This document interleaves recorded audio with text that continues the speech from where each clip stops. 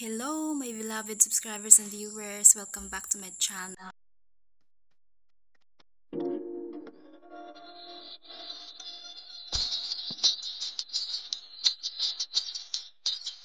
Also for today's video, mag-update lang po ako sa live ko kasi matagal-tagal po akong nawala sa YouTube. Mga 3 months din akong walang upload na video.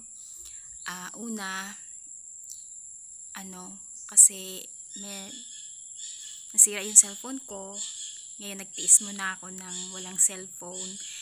At higit sa lahat, meron po kasing nangyaring isang malaking hindi inaasahan sa family po namin. So nung time po na yon is mas minabuti ko na lang na pagdaanan yon alone at pagdaanan yon ng tahimik, nang hindi ko sinishare o pinapakita dito sa social media yung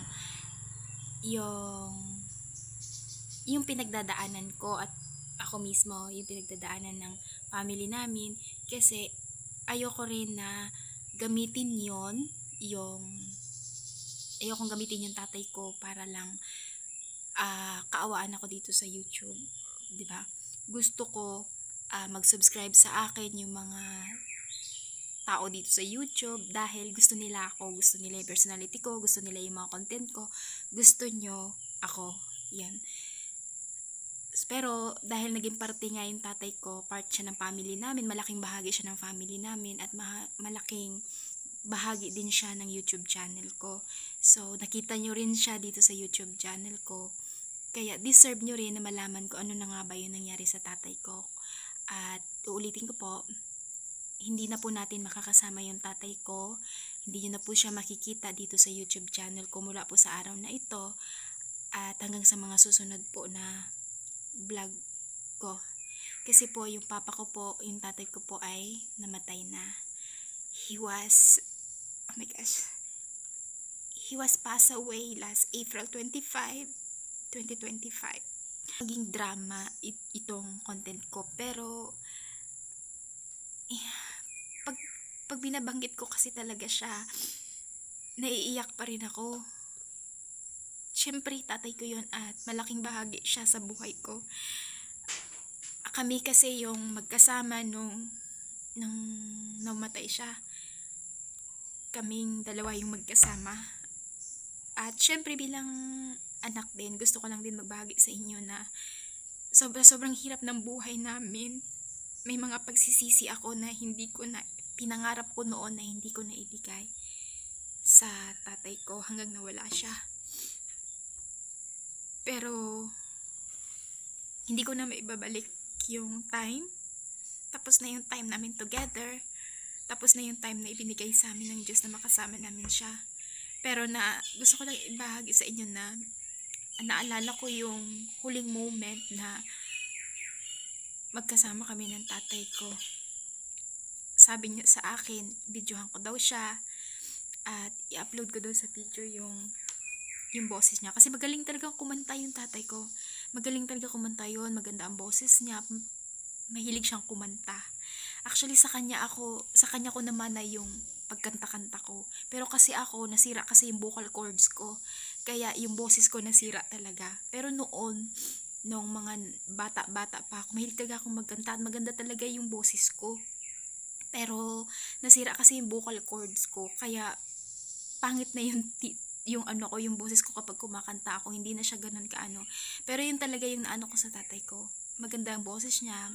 Pamilya kasi sila ng mga magaganda ang boses at mahihiling magkanta. Ayan. So, sabi niya videohan ko daw siya, tapos i-upload daw namin sa YouTube. Pero, na videohan ko siya. Ganun yung mga sinabi niya sa akin. At ayoko nang masyadong magkwento kasi baka maghagulgulo ako dito, baka mag-iyak ako ng gusto dito. Pero gusto ko lang i-inform kayo na hindi na po natin makakasama yung sorry. Hindi na po natin makakasama dito sa every vlog ko yung papa ko, yung tatay ko. Kasi po, iniwan niya na po tayo, na maalam na po siya. At yung last upload ko po na video na nangisda po siya, yun na po yung last vlog namin.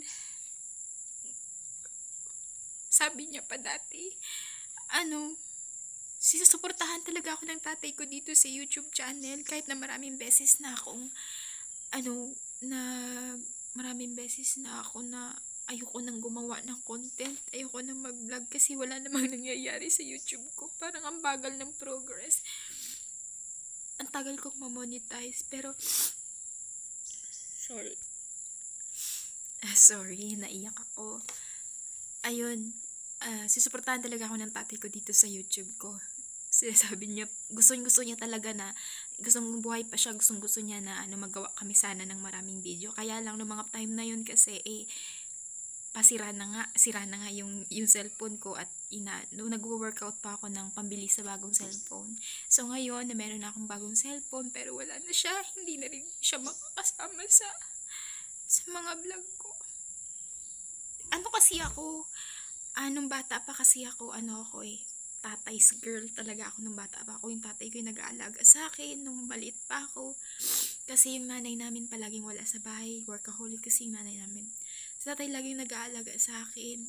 Tapos, basta't yung bata pa ako, marami kaming mga pero nagbago lang yung lahat nung nagdadalaga na ako. At nung nagdalaga na ako, parang nagkaroon lang ng lamat yung relasyon namin. Kasi, may mga sitwasyon na hindi kami magkaintindihan.